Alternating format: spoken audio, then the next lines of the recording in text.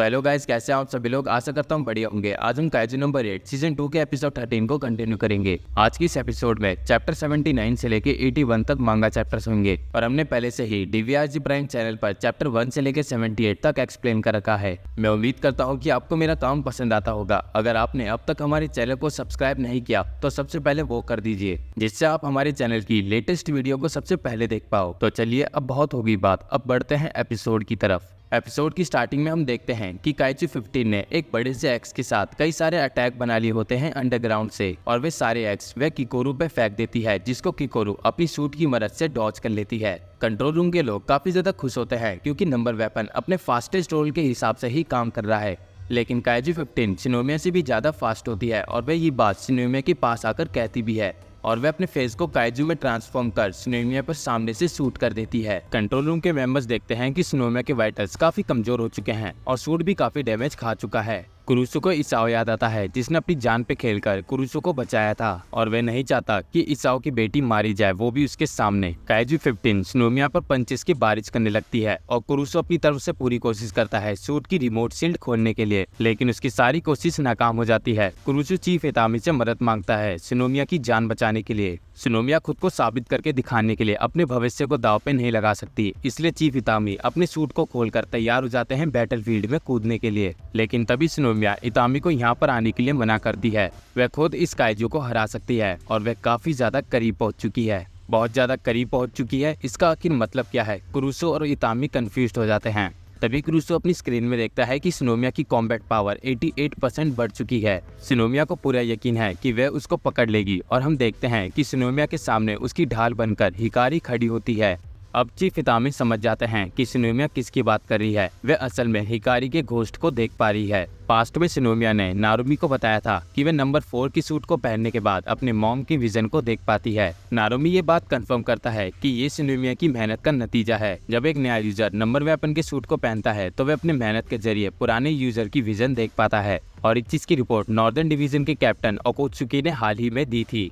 इस चीज के पीछे का कारण अभी भी खोजा जा रहा है, लेकिन कुछ रिसर्चर्स के हिसाब से ये नंबर वेपन की पुरानी मेमोरीज हो सकती है जो कि कोर एरिया से बाहर आती है। जब शिनोमिया ने नंबर 4 वेपन से अपनी मॉम की मेमोरीज को देखा तो वह काफी ज्यादा एक्यूरेट स्पीड और पावर ब्लोज में माहिर थी। उसने नारुमी के साथ ट्रेनिंग के वक्त हिकारी की स्पीड को कई बार मैच करने की कोशिश करी, लेकिन वह नहीं कर पाई। यही नहीं, शिनोमिया ने काइजू नंबर 4 की झलक को भी देखा, जिसे देख शिनोमिया को यही लगता है कि ये काइजू उससे ज्यादा हिकारी के लिए फाइट करता होगा। अब प्रेजेंट में शिनोमिया अपनी मॉम की सोल को टच करने की कोशिश करती है, लेकिन 15 अपने पंच को चार्ज कर शिनोमिया के ऊपर शूट कर देती है, जिसको हिकारी का सोल डोज कर लेता है, और कुछ हद तक शिनोमिया भी कर पाती है, लेकिन उसका अटैक थोड़ा सा उसको लग जाता है, और उसके सेकंड अटैक को भी शिनोमिया हिकारी की सोल के साथ थोड़ा बहुत डॉज कर पाती है। और जैसे ही वह थर्ड अटैक के लिए बढ़ती, तब तक शिनोमिया ने उसके चेहरे पे कट लगा दिया था। इस चीज को एक तुक्का कहकर 15 फिर शिनोमिया पर पंच करती है, जिसको शिनोमिया काफी आसानी से डॉज कर लेती है, और हम देखते हैं कि शिनोमिया ने आखिरकार हिकारी के सोल को मैच कर लिया। अब वह उसके बराबर खड़ी हो गई। फिर शिनोमिया अपनी पूरी ताकत लगाकर अपने वेपन से 15 पर अटैक करती है, जिसको 15 अपने हाथों से ब्लॉक करने की कोशिश करती है, लेकिन उस अटैक से 15 के दोनों हाथ ही कट जाते हैं, जो कि 15 को भी हैरान करने के लिए काफी था।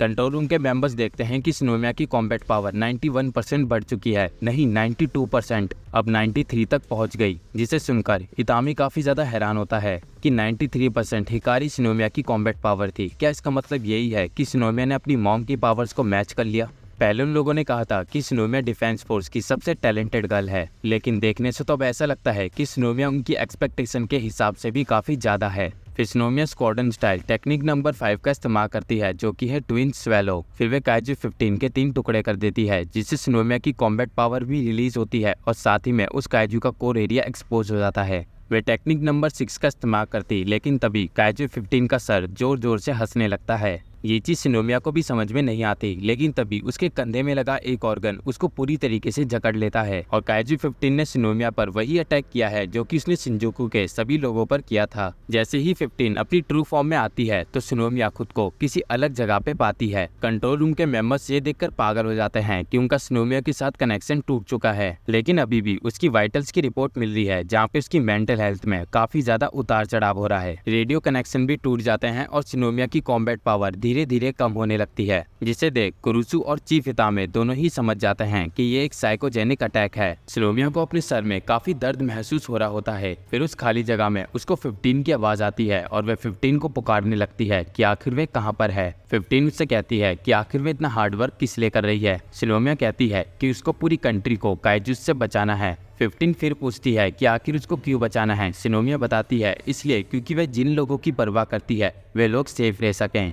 फिर से छूट आखिर वह कंट्री के लोगों को क्यों बचाना चाहती है, लेकिन इस सवाल का जवाब सिनोमिया नहीं दे पाती। फिर काइजू 15 किकोरू को उसके दिमाग के अंदर ले जाती है जहाँ पे वह छोटी हो चुकी है। वह फिर किकोरू से पूछती है कि आखिर वह ताकतवर क्यों बनना चाहती है।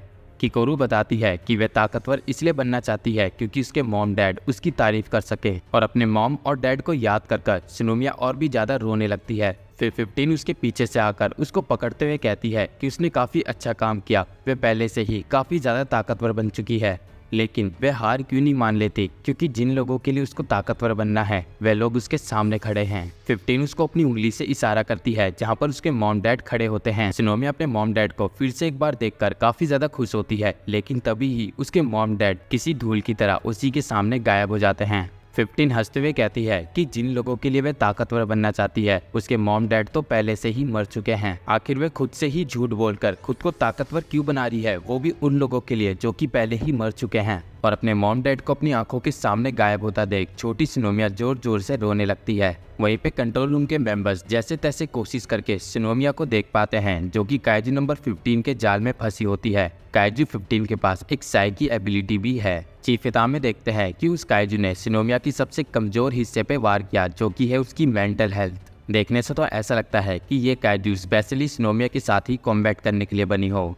तभी इतामे सभी ड्रॉप मेंबर्स से स्टेटस रिपोर्ट मांगता है और टाइटा बार्ट के मेंबर्स बताते हैं कि काइजू नंबर 11 और कैप्टन नारुमी की कॉम्बैट फाइट काफी ज्यादा इंगेज हो चुकी है और कैप्टन नारुमी इस समय काइजू 11 पर भारी पड़ रहे हैं। तभी नीचे का पानी नारुमी के पैर को पकड़कर उसके ऊपर अटैक करता है, जो कि नारुमी को भी हैरान करने के लिए काफी था। फिर वह काइजू अपने हाथ को ट्रांसफॉर्म कर नारुमी के ऊपर क्लियर हिट मारता है, जिसे देख ट्रॉप मेंबर्स हैरान होते हैं कि अब तक नंबर 9 भी वो काइजू नहीं बना जिसने नारुमी के ऊपर एक क्लियर हिट मारा हो। काइजू 11 बताता है कि वह ये बात जानता है कि नारुमी उसकी बॉडी के इलेक्ट्रिसिटी सिग्नल से उसकी मूवमेंट का पता लगाता है, लेकिन वह पानी की मूवमेंट को नहीं पढ़ सकता क्योंकि उसके अंदर कोई भी ऑर्गन्स नहीं होते। और ये कहते हुए काइजू 11 कुछ वाटर बॉल्स अटैक को नारुमी के ऊपर शूट कर देता है। नारुमी की रिपोर्ट देखकर इतामे ने बिल्कुल वही देखा जैसे कि उसने सोचा था। फिर चोफू एयरपोर्ट में जहाँ पे होशिनो काइजू नंबर 12 के साथ फाइट कर रहा होता है। फिर नंबर 12 अपनी पूरी ताकत से होशिनो के ऊपर कट लगाता है, जिसको होशिनो अपनी ब्लेड्स की मदद से डिफेंड करता है और उस अटैक के प्रेशर से होशिनो की पीछे वाली जगह कट जाती है और होशिनो दोबारा खड़ा होकर उसके साथ फिर से कॉम्बैट फाइट करने लगता है। क्योंकि ये ब्लेड टू ब्लेड बैटल है तो होशिनो इस बैटल को नहीं हार सकता। होशिनो उसके अटैक को ब्लॉक करके उसके ऊपर कई सारे स्लैशेस लगाता है, लेकिन तब भी नंबर 12 की कुछ स्लैशेस होशिनो को लग जाते हैं। कोनोगी देखती है कि काइजू नंबर 12 करीब से फाइट करने में माहिर है और वह वाइस कमांडर होशिनो से बिल्कुल अपोजिट है। वह अपने टारगेट पर पूरा फोकस लगाकर उस पर एक्सट्रीमली स्लैशेस लगाता है। ये तो बिल्कुल ऐसा ही है जैसे कि काइजू नंबर 12 को वाइस कमांडर होशिनो के साथ ही फाइट करने के लिए बनाया हो। चीफ इतामे कोनोगी से कहते हैं कि वह बिल्कुल ठीक कह रही है। Animals, insects, pathogenic bacteria, virus और काइजूस, हम इंसानों ने इनके ऊपर काफी अच्छे से रिसर्च करी है, तो हमें ये बात अच्छे से पता है कि ये लोग हमें क्या नुकसान दे सकते हैं और क्या फायदा दे सकते हैं। अब ये सोच के देखो, हिस्ट्री में एक ऐसा काइजू आया है जो कि हम इंसानों पे रिसर्च करता हो। उस काइजू को हम इंसानों की सारी कमजोरियों के बारे में पता है। इसाओ सिनोमिया के इंसिडेंट के बाद उसने डिफेंस फोर्स के सभी कैप्टन के कमजोरियों के बारे में पता लगा लिया और उन्हीं के खिलाफ लड़ने के लिए मेगा मॉन्स्टर्स क्रिएट करे। अब हम सिनोनम, ताचिबाना और माकीजिमा प्लेटून को देखते हैं, जिनके कई ड्रॉप मेंबर्स को काइजू नंबर 13 ने मार दिया होता है। सिनोनम हैरान होते हुए जब अपने सामने काइजू नंबर 13 को देखती है तो काइजू नंबर 13 ताचिबाना को उसकी गर्दन से पकड़कर उसको मार देने की कोशिश कर रहा होता है। तो भाइयों, इसी के साथ हम इस एपिसोड का एंड करते हैं। आई होप आपको ये एपिसोड पसंद आया हो और आज के इस एपिसोड के अंदर चैप्टर 79 से लेके 81 तक एक्सप्लेन है। आई होप आपको मेरा हार्डवर्क पसंद आया हो। आप जाते वक्त चैनल को सब्सक्राइब भी कर सकते हैं, जिससे आप हमारे चैनल की लेटेस्ट वीडियो को सबसे पहले देखने का आनंद उठा पाओगे। तो चलिए अब मैं इजाज़त लेता हूँ। अब मैं मिलूंगा आपको अगली वीडियो में, तब तक के लिए सायोनारा।